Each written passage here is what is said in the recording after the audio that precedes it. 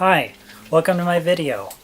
In this video I take a extra large kilt that I got for $20 and remake it into a box pleated kilt.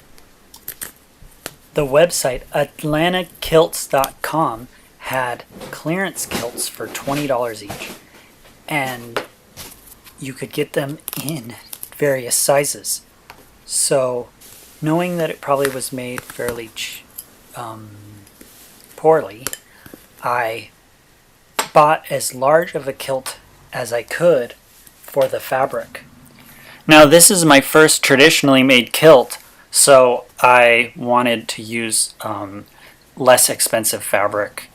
And since expensive fabrics can easily come $70 a yard or more, I thought this was a good thing to learn on.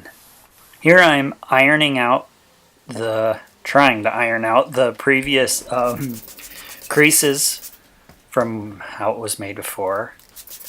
This method of using a cloth and spraying it is how I iron wool to protect it, and I've only had success using that method.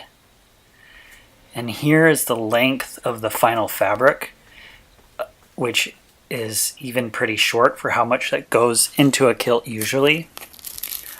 I got this tailor's chalk to mark. Before I was using playground, sidewalk chalk, and it worked, but this tailor's chalk works a lot nicer. This is my marking gauge. Each pleat will be 2 inches wide, and I'm doing a temporary pin-up to make sure that my measurements are right and my calculations are right, so that it will fit me once I begin sewing. And I measured it and it comes out just right. Here I'm measuring in the different parts of the apron. This will be the inner apron, and pinning where the end of the inner apron ends and how much the pleats are, and then here's the outer apron. Since I had more fabric than I needed, I am tearing it to length here. So I forgot to film sewing the front apron to the first pleat. No, yeah, this is a front apron. And I tried to do my best at lining up the stripes. This one's just a little bit off. And then back here you can see a deep pleat on the apron side, and then half of the other part of the box pleat over here. Which the process is, I'll sew this pleat down and then work my way, and then I'll come back and then deal with these back parts. I'll split them open and make them into the other part of the box pleat. Since I didn't want to waste any thread, I came up with a system for how much thread I would actually need for each pleat. My book that I'm learning from says to wax the thread, and so I thought I'd just give it a try.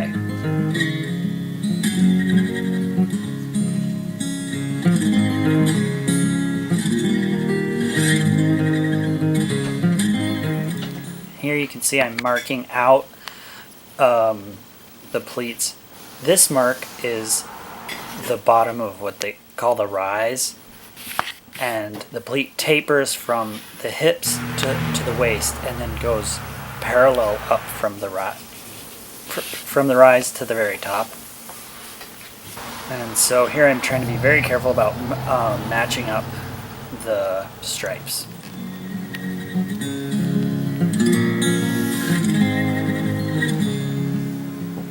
This is the method that is talked about in the art of kilt making, where you tuck part of the fabric under your leg to provide tension so that your pleat will be straight I like it okay. I'm sure if you get used to it, you would really like it. And then here you just do this stitch along the edge.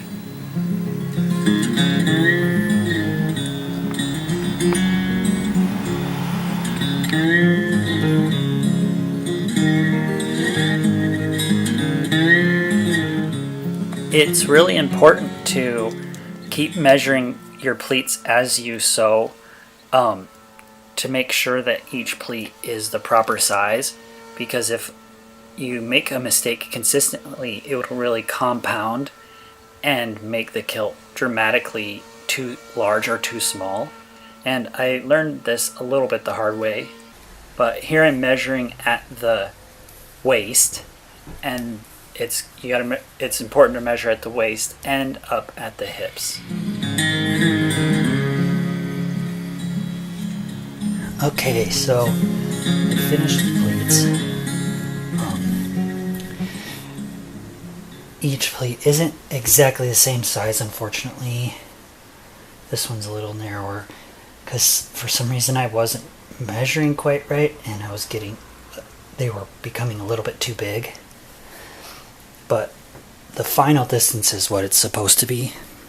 Now, this is the back, of course, and this will wrap around this way, and then this side will wrap around on top. It'll wrap around like that. The one that's behind here is the under apron.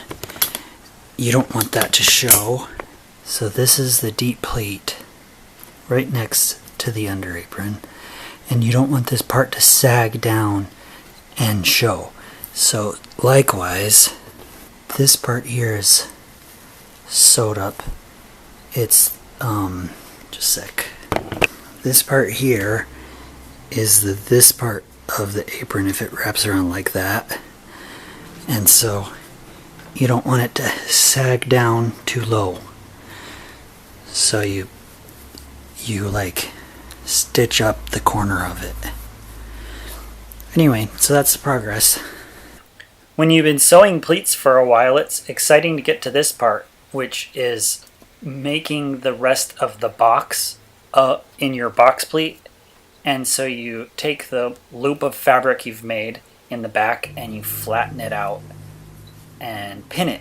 And then I'll come back later and put permanent stitching to hold it in place. Well, this ended up being a big project, so I'm gonna have to make it into multiple installments, and I'm gonna have to end the first installment here, showing you me folding the deep pleat and pinning it. Thanks for watching. Please come back to see the rest, and if you're planning on making a kilt or a box pleat kilt, I hope this is helpful to you in some way. Bye.